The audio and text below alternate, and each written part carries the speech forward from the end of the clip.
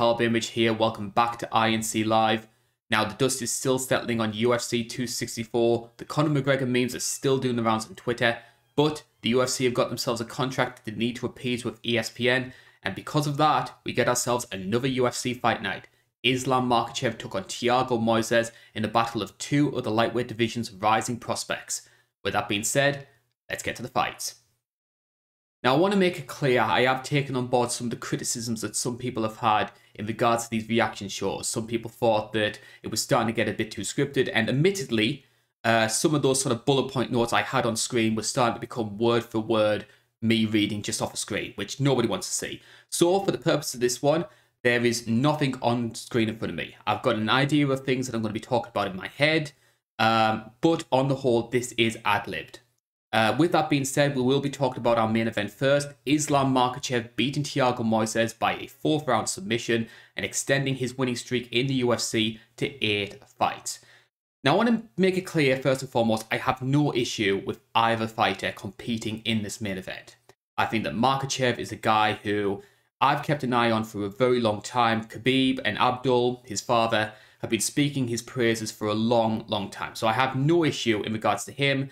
And the same with Moises. I think a very solid fighter and somebody who, in my opinion, is worthy of his ranking in the top 15. When I watched that fight, though, I got the feeling that it was almost like I was watching a Bellator card. And I mean this in sort of a nice way, because what Bellator often seem to do is they will sacrifice the competitiveness of a fight and instead look to try and serve another purpose. And the purpose normally is to try and promote the bigger name fighter for a larger match down the road. We've seen this especially before with Michael Venom Page. He's had a lot of criticism for that.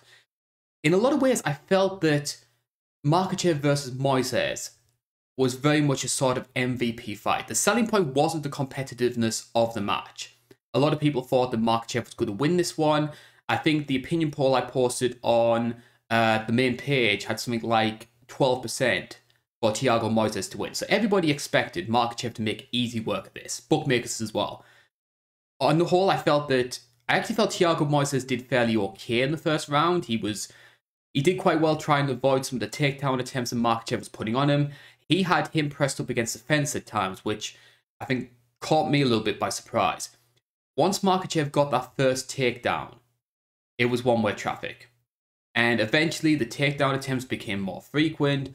Moises started getting worn out, and eventually, by the 4th round, it was one of those situations where I think Moises was just mentally broken, and obviously the submission came in, and Makhachev made easy work of it. But the purpose wasn't so much the competitiveness of the fight. The selling point of the match was how good is Islam Makhachev, and especially how good is he compared to Khabib. There's actually a lot of things about Makhachev I actually think he does better than Khabib. I think that his striking is a lot better. I think that Khabib was still very... Khabib, you would rely a lot on his chin to get him out of situations. And if you watch that Justin Gaethje fight, for example, he ate some absolute monster shots and still kept coming forward to get his takedown. I think Makhachev is a bit better in that regard in terms of his ability to not get hit. And also as well, I think that when the fight does get on the ground, Khabib would often have a tendency, especially pre-injury, Khabib would be very content to just ride out a fight and claim that 30-26, 30-25 decision. Makhachev, for me, is somebody who is willing to maybe give up a good position if it means getting a better one further down the line. So he is willing to scramble. He is willing to try and sway people to give up their back and then go for the submissions like we saw on Saturday night. So in those cases, I think that Makhachev is maybe a bit better than Khabib. What he doesn't have, though, I don't think he has the same pressure game as what Khabib did, which was monstrous at times. And this is something which I don't think he can help right now, but it's something that hopefully he will grow into. I just think for whatever reason, Makhachev doesn't have the same mystique as what Khabib did. Now, maybe that's because Makhachev has lost before. He had the fight with Adriano Martins where he got knocked out in the first minute. That fight, by the way, is almost certainly going to be sort of like a Stipe versus Struve situation as Makhachev jumps the rankings. Every time people sort of bring up Makhachev and how unbeatable he is, they're going to immediately post that. That's just the way that the internet is. But also as well, I don't think he has the same sort of charisma as what Khabib did. Khabib was a very charismatic dude, and that sort of anti-charisma started becoming his charm. I don't think Makhachev has that. And I don't think he has the same feeling of unbeatable as what Khabib did. I mean, I've seen Arman Sarukian push him very, very close in a great fight. I think anybody who has Fight Pass needs to watch that matchup. And I think that if somebody was to have the right characteristics, the right skills, he is beatable. That doesn't take anything away from Makhachev, though. He is a very, very talented fighter. I could possibly see him challenging for a title, maybe even winning the belt. Doing that in a division like lightweight would be incredibly tough, but I do think he has the tools and the characteristics to do that. But I was more confident about Khabib winning a fight than I am about Makhachev. Now, that may very well change in the future, but based on what I saw last night, I think we saw a very, very talented fighter. And the main event served its purpose. The main event wasn't about can Thiago Moises beat Islam Makhachev. The selling point of the fight was how good is Islam Makhachev. And in my opinion, based on what we saw last night, very, very good. I would like to see him. Certainly think he's worthy of challenging somebody in that sort of lower top, I would say at sort of like lower top 10 range. So around sort of 6th and 7th. There's a lot of names going around. Michael Chandler, I think, could be a great fight because Chandler has that sort of stocky one-shot power that maybe can give Islam Makhachev some problems. And he's also going to be a bit wary of going to the ground with Chandler because Chandler's a hell of a good wrestler as well. So I think that could be an interesting one. But I think the UFC is still invested in Chandler, so I can't see them using him as a sacrificial lamb. There's two names who I do think are potentially going to be in the mix. One is Beneil Dariush. I think Benny, as much as I love Benny and I've really been proud of his winning streak, I don't think he's a guy that the UFC seem overly invested in.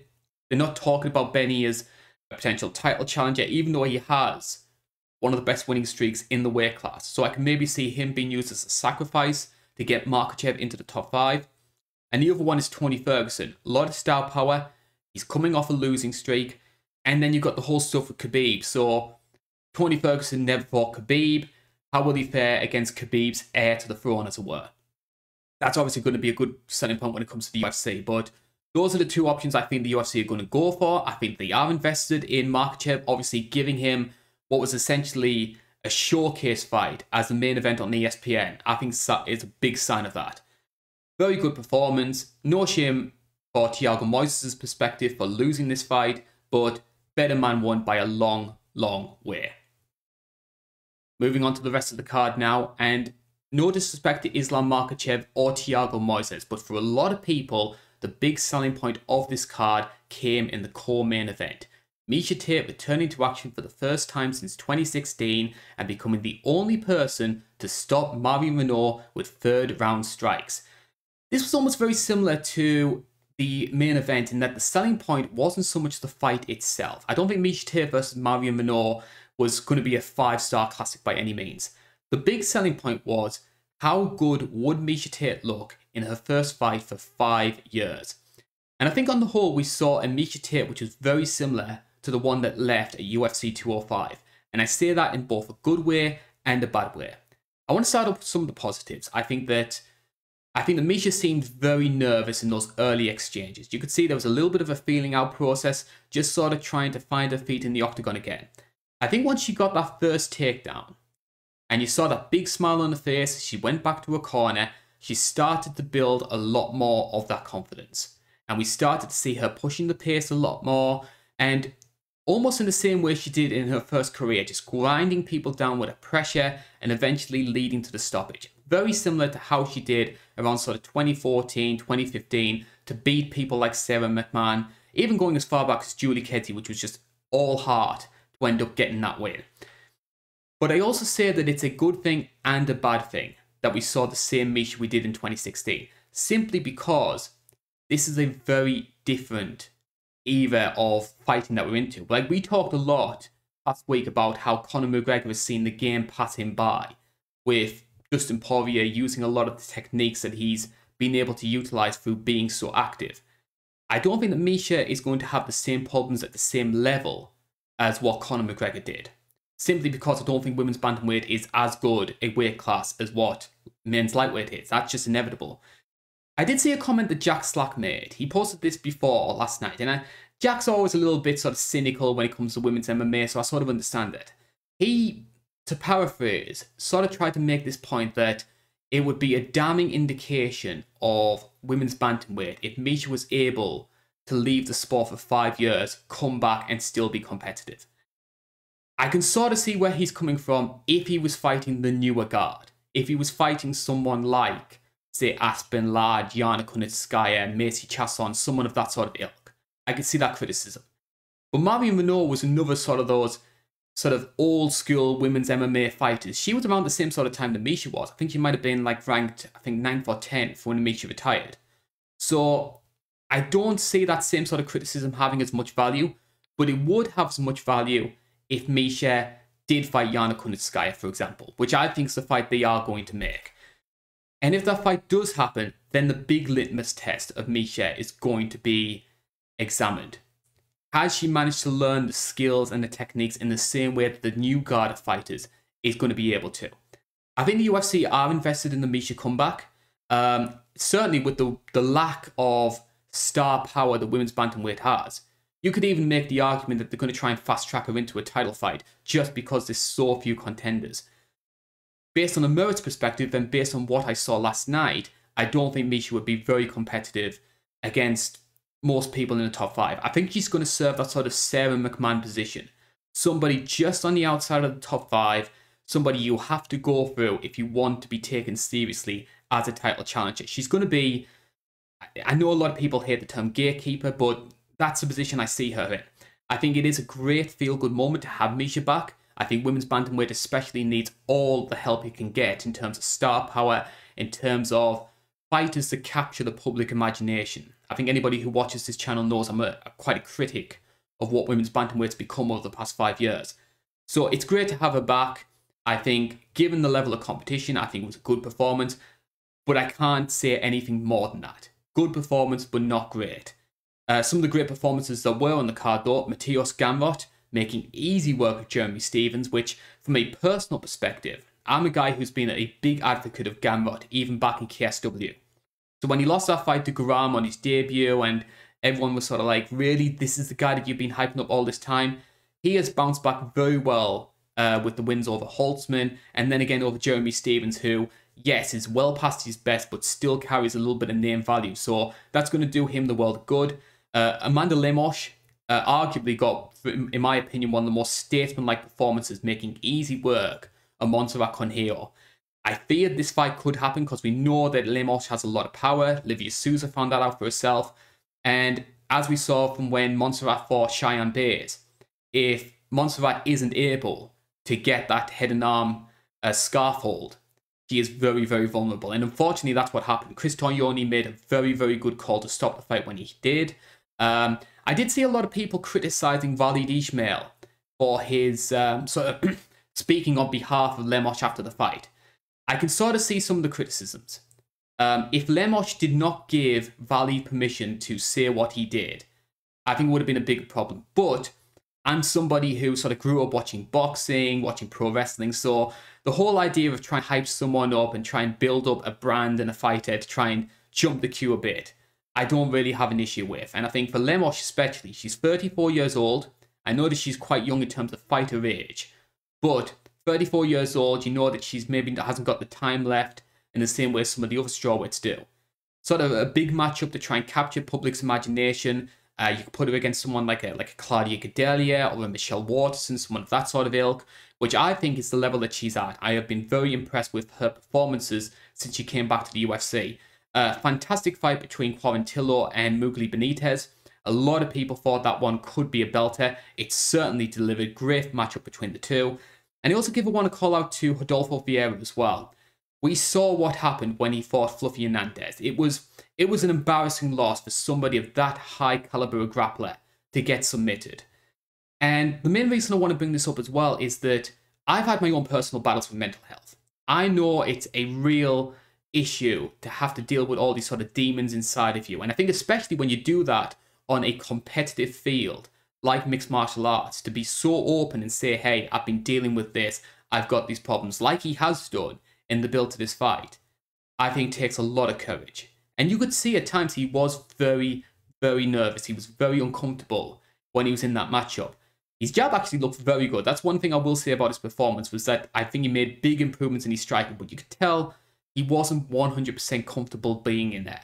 So to eventually get the win, and it was a hell of a good submission as well, to submit Stallhouse in the way he did, I think deserves a lot of credit. Given the lack of star power, and given the lack of sort of high quality matches, I think the card served its purpose for what it wanted to do.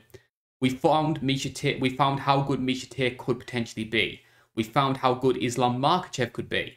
Gamrot especially got himself that sort of statesman-like performance. As I mentioned before, it was very similar to a Bellator card, in that the purpose wasn't so much the fight, it was about building the fighters. And in that regard, it served its purpose. Well, that's all the time that we have for this Fight Night recap. We hope you've enjoyed the video. Please like, share, subscribe, ring the bell so you never miss any of our content. We are hoping to try and get more stuff out on the channel. Obviously, the world being the way it is, that hasn't been coming out as quickly as what we would ideally like. But please stay tuned. We are trying to improve and tweak any sort of thing relating to the videos that we put out. If you do have any sort of suggestions, we greatly appreciate it. We're going to be back next week, and we're going to be talking about an absolute belter in the UFC Bantamweight division. TJ Dillashaw is back in action, and if he wants to get himself back into the top 5, he has to go through the most dangerous fighter in the weight class right now, Corey Sandhagen.